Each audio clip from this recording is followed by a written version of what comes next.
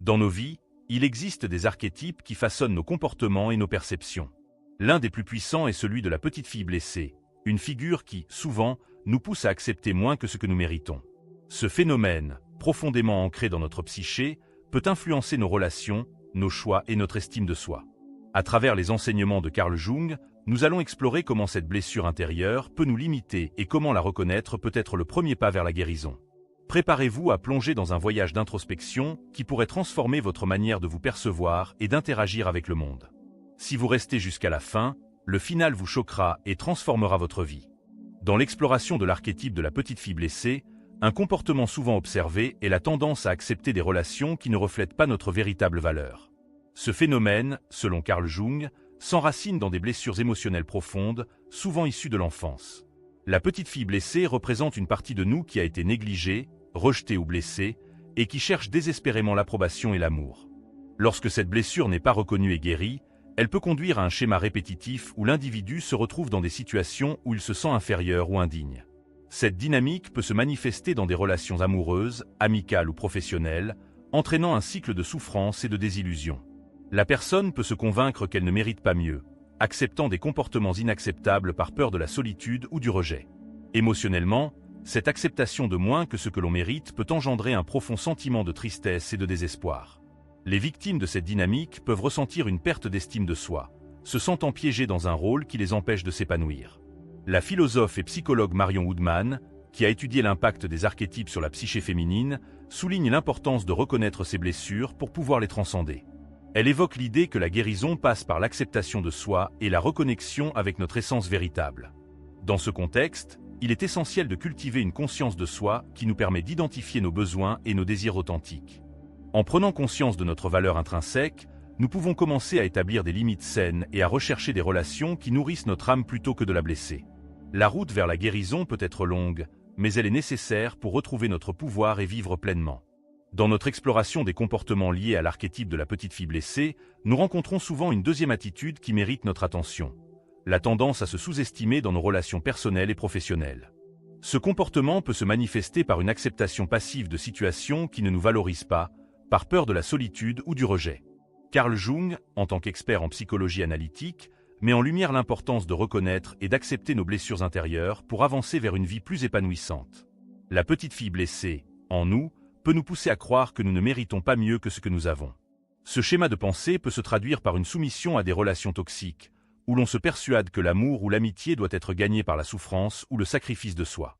Prenons l'exemple d'une femme qui, dans un environnement de travail, accepte systématiquement des tâches supplémentaires sans reconnaissance, convaincue qu'elle doit prouver sa valeur.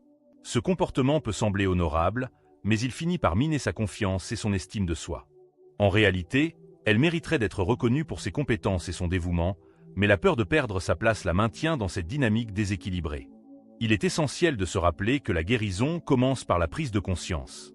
En identifiant ces schémas, nous pouvons commencer à poser des limites saines et à revendiquer ce que nous méritons réellement. En nous entourant de personnes qui nous soutiennent et nous valorisent, nous pouvons progressivement reconstruire notre estime de soi.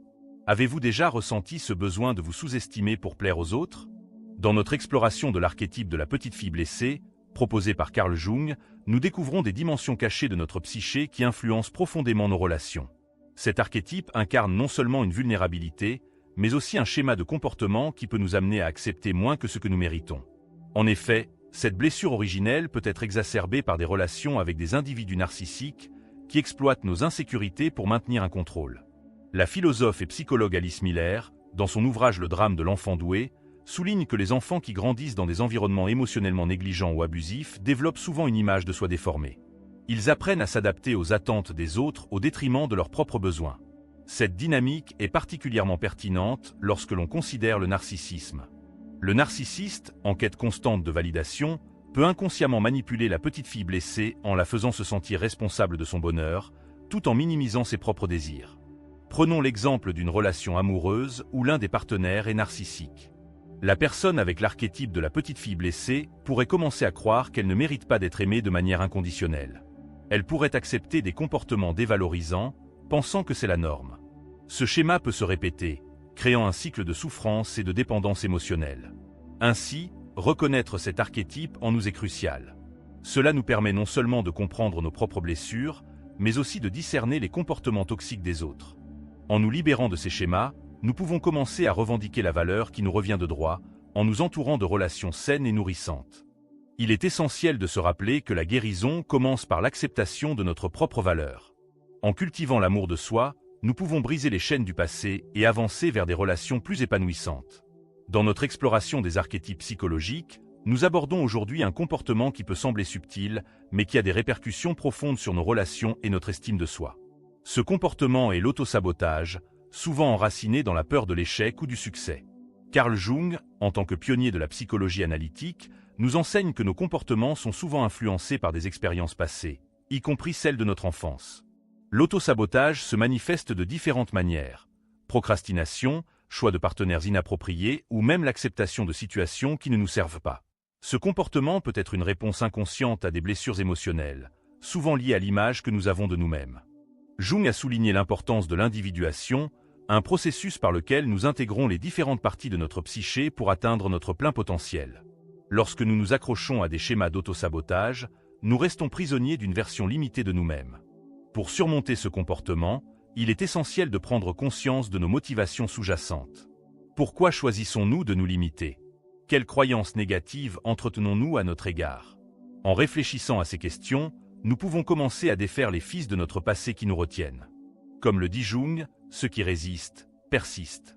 En affrontant nos peurs et en travaillant sur notre estime de soi, nous pouvons commencer à faire des choix qui reflètent véritablement nos désirs et nos besoins. En fin de compte, il est crucial de se rappeler que nous méritons d'être heureux et épanouis. L'autosabotage ne doit pas définir notre existence.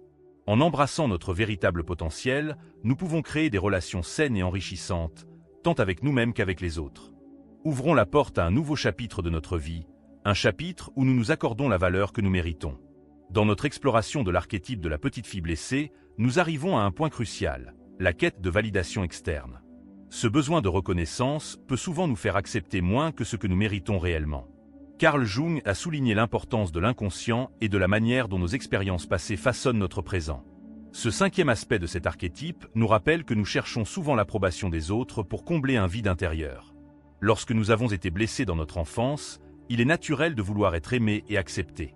Cependant, cette quête peut nous mener à des relations toxiques où nous nous contentons de miettes d'affection et de respect. Nous nous retrouvons à faire des compromis sur nos valeurs et nos besoins, simplement pour éviter la solitude ou le rejet. Cela peut engendrer un cycle de souffrance où nous nous sentons pris au piège dans des dynamiques déséquilibrées.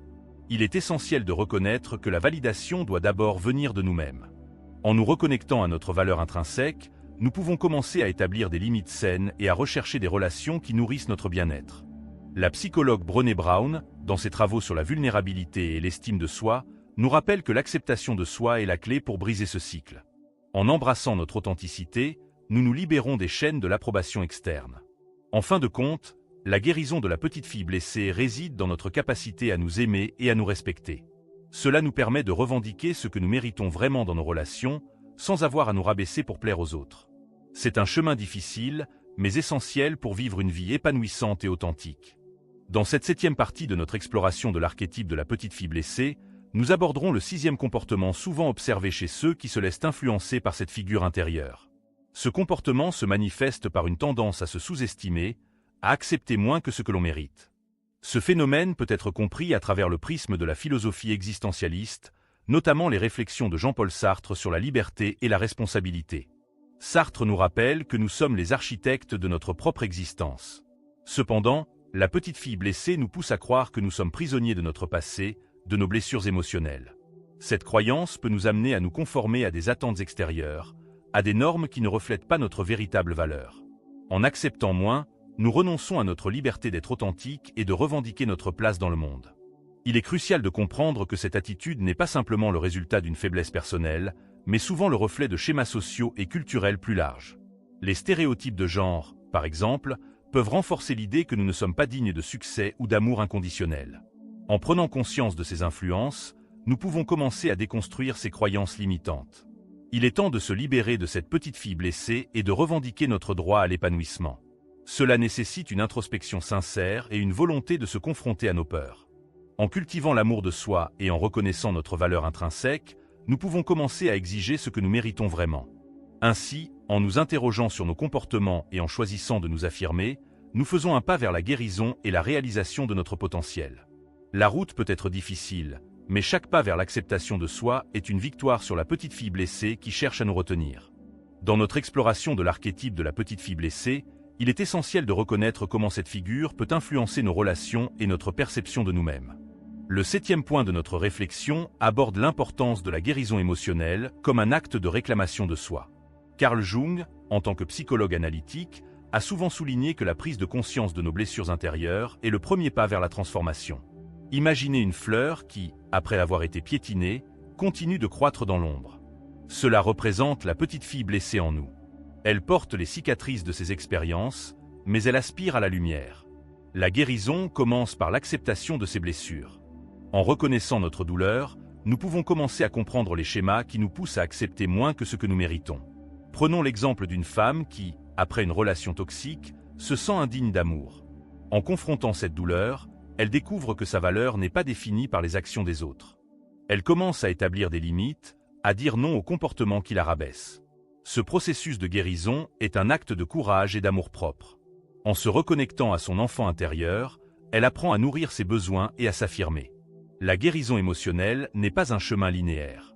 C'est un voyage parsemé d'obstacles, mais chaque pas vers la lumière est une victoire.